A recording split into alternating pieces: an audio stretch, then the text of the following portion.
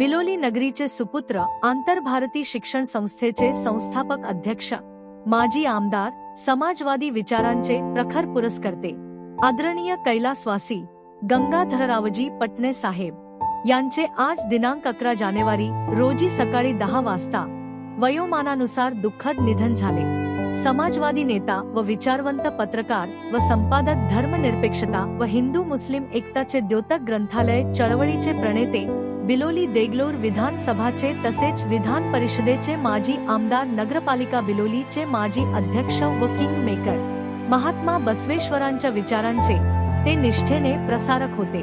एकाच जीवनात समाजसेवक, शिक्षण तज्ज्ञ, राजकीय नेते, संपादक, विचारवंत आणि लोकनेते अशा अनेक भूमिका समर्थपणे निभावणारे ते एक खरे आनंदयात्री महामानव होते।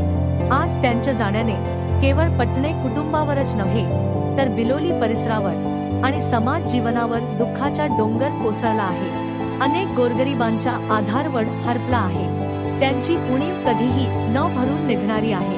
ताज्या हालात न्यूज परिवाराच्या वतीने भावपूर्ण श्रद्धांजली।